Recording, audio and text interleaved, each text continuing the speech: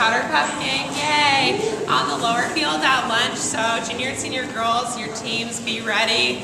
And yeah, so come up at lunch. Also, if you dressed up for Gender Bender Day today, then come by the flagpole right after break, and we're going to count participation.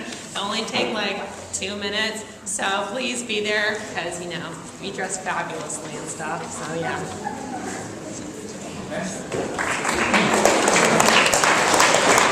If you have a zest for Zuma, if you relish in rhyme, or if you maintain a penchant for personification, please come today to room 10 during 4th period just after lunch.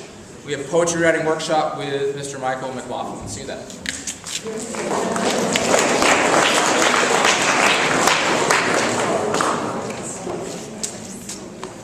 Tomorrow is Grandparents' Day. For those of you that have visitors coming, you should have gotten a schedule today. Some of you have not. I have a little stack that still needs to be handed out. If you have any questions about that, please come see me. And please make special note of the class that you are going to. Some have changed. For example, Mr. Hunt's room is not going to be in your normal room. You're going to be in room 26. If you have Brookhauser, because you have a free, or you have him normally, you're either going to be in room 10 or room 8, so there might be some adjustments there, and you need to watch for an email from him giving you instructions on... I'll make an announcement in a second. Perfect. And if you don't have a grandparent coming, or a friend that you're going to be hanging out with tomorrow, I mean an adult type friend, not a friend, then what I would love for you to do, please, is to come up to the field during PATH. PATH will be a shortened period. So come up to the field during PATH. We'll have activities and treats. And the other thing is to remind you that next Tuesday at lunch will be the first anxiety workshop, test anxiety workshop. And let's just plan to meet in my office for now. Okay, thank you.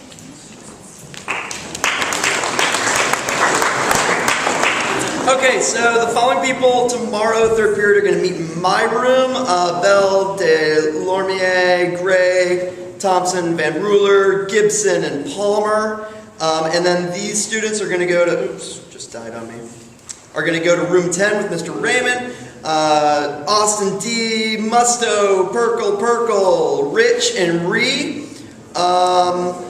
I have instructions for you. So those people, come see me, and I will give you instructions on what you need to do tonight to prepare for tomorrow's participation in the StoryCorps project. Mountain bikers, tomorrow we are going to ride Couch Canyon in Fort Ord, which is going to be awesome. I have an equipment checklist for you all, so see me right outside after break to make sure you get that checklist. If you have experienced mountain biking and you want to join us, there may be room for you. Just see me and I'll see if I can fit you in. Thanks.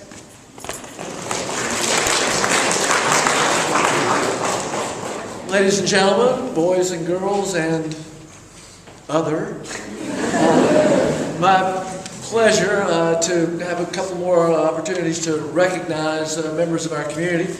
Since a lot of you took the PSAT just yesterday and you have heard some of these recognition announcements about the various national merit categories, we have yet one more that's already been on the website, but we haven't had a chance to announce at break, and that is that another category of that National Merit Program is the National Achievement Program, and Cameron Johnson has been named as an outstanding participant in that program, so congratulations.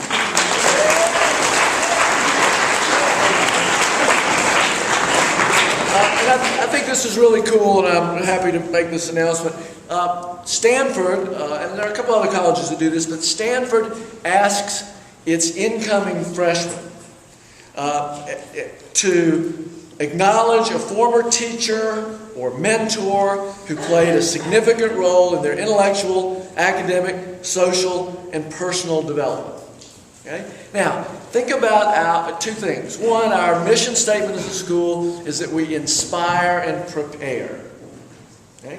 And there are lots of ways for you to be inspired and prepared for college, both in the classroom and in some of the other activities that you do. The other thing is that we make sometimes a distinction here that I'm not very comfortable with. That distinction is between teaching faculty and what are sometimes called staff.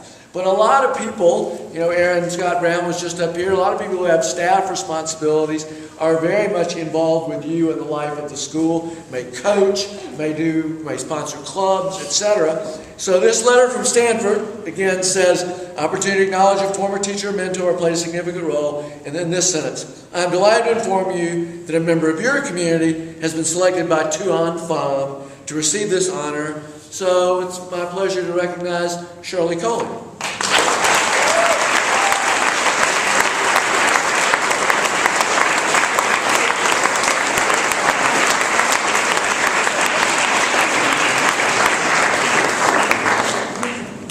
As many of you know, York School was begun in 1959 by a group of Episcopalians in the peninsula who wanted to have a school that reflected the values of the Episcopal school, and we'll talk about those maybe some other time.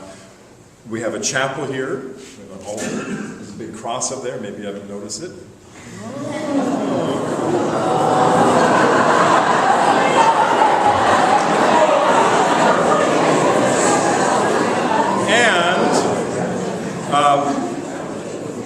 We have our program of convocations, and Bishop Mary, who's sort of in charge of the Episcopal Church in our area, meets with students and faculty that help us plan those events, and some of those events are formal Episcopal Church services.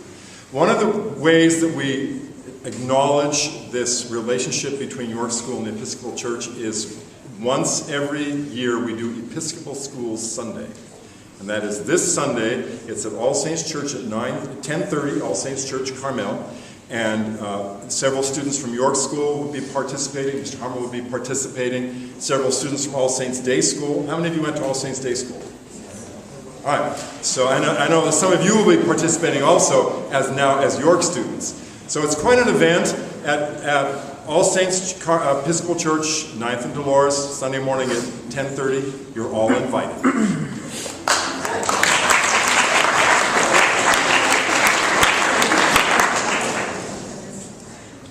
Jazz band people, we're playing Fall Fair at noon, so I'm assuming that means you should come earlier than noon, like 11:30. That's earlier than noon. And then everybody who's not in jazz band, you should come because we're super good and we're going to be like the best band you've ever heard in your entire life. So.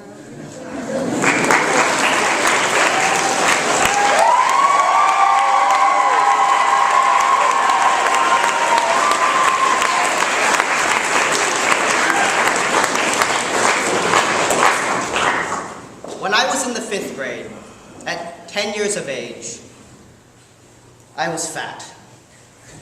Stretch marks scarred my thighs and sides, and I had a waist too wide to fit into pants made for children my age. In fact, I found pants from 5th grade, and even now they fit loose on me. I used to have to go to the adult section of the store and buy pants, then hem them a foot in height.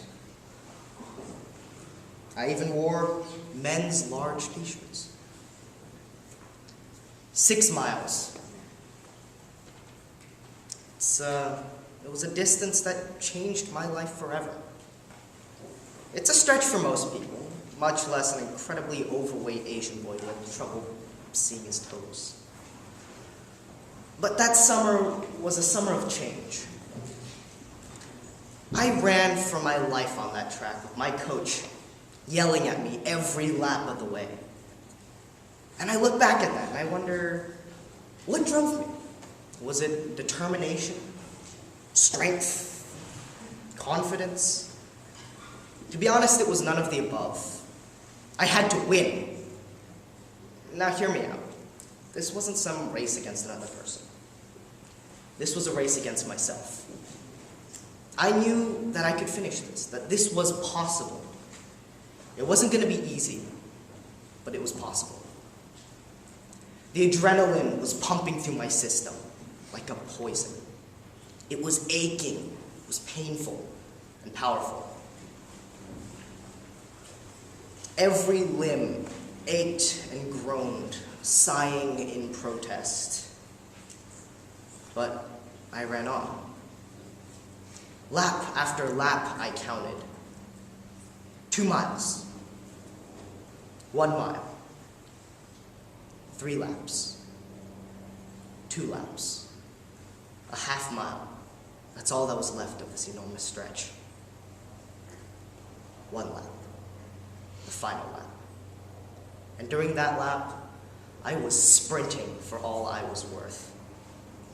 And when I crossed that finish, when I stumbled over that finish line, immediately I collapsed on the ground. But I had my arms raised in the air in exhausted victory, with sweat pouring off me as I lay on the ground. And from that day on, I knew that it was possible. That I was possible of outgrowing my limitations. That anything is possible. No matter how impossible the rest of it may seem, it's not going to be easy to get there. But I've learned from that. And that run defined me. Not only did my body start to change, but along with it, so did my outlook of the world. Every day, I'm striving to do something new and impossible. It doesn't have to be something big. It can be something as small as getting out of bed 10 minutes earlier, or talking to someone you thought you had burned a bridge with. Every day and every moment, I'm striving to reach new heights and break new barriers, and honestly, I can say that. I am unstoppable.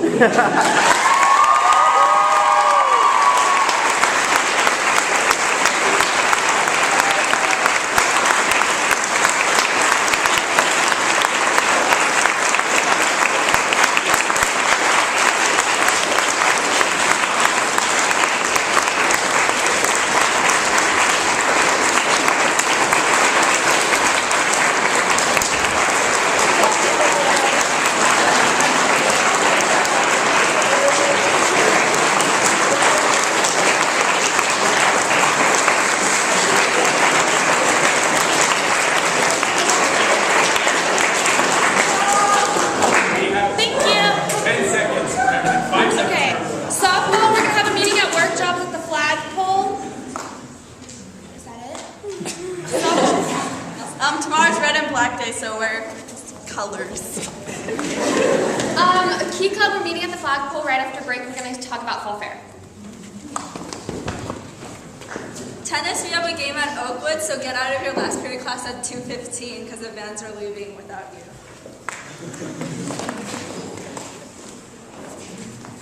We really want to go on the trip to Baja spring break, and we still need more people to go, so Viskis has extended the deadline to Monday. So everybody please bring a deposit check and be interested in the trip because we really want to go.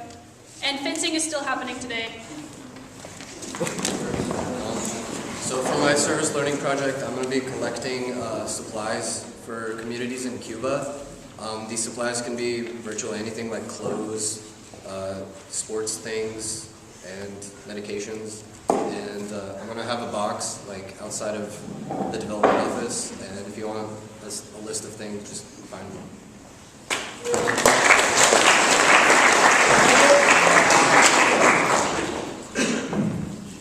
This has been an interesting week, a lot of different activities, so I thought what to have one more for today.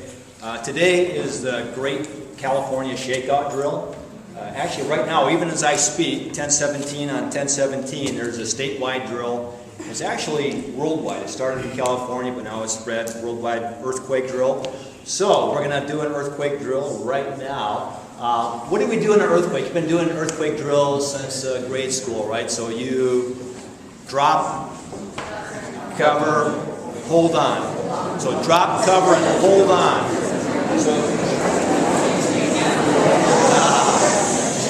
Okay, so you've done this in the classroom. We're not in the classroom right now, so if an earthquake happened right now, what you would do is drop to the ground the best you could, because otherwise you're going to fall when the ground starts to shake. You're going to cover, because things may fall. You want to cover your head the best you can, and you're going to hold on till the earthquake stops. Now, in a major earthquake, it could last for several minutes. So for today's drill, it's going to last for about a minute. It's going to seem like a long time, but we're going to practice that. So then after the earthquake drill, we're going to evacuate. Normally we evacuate to the field, but sometimes we may not be able to do that, so we practice evacuating to different sites. So today we're going to evacuate to the quad right out here. And so you're going to line up just like you do on the field by grade alphabetically. You're going to have the front of the line on the chapel side. And the 8th graders are going to be by the gym side of the quad. And then the seniors will be over by the library side. Now when you're lining up out there, you don't want to line up under things that might fall on you. So if there's trees overhanging, don't stand under trees. Move in a bit. Okay. Any questions? So when you do drop and cover, ideally you get under a desk. Here you can't. You want to be away from things that might fall on you. If you're by a window, face away from the window. The glass may break and shatter, so face away from the window. If you're in the balcony, you don't want to fall out, so move away from the edge of the balcony. Drop cover and hold on the best you can. Now when we evacuate from the chapel, we have 2 exits, so make sure you use 2 exits. In the past when we've done this, everybody tries to go out the 1 exit, but take 2 exits, or the sprinklers are going, but they'll feel good today. Okay, any questions? So, earthquake, drop cover.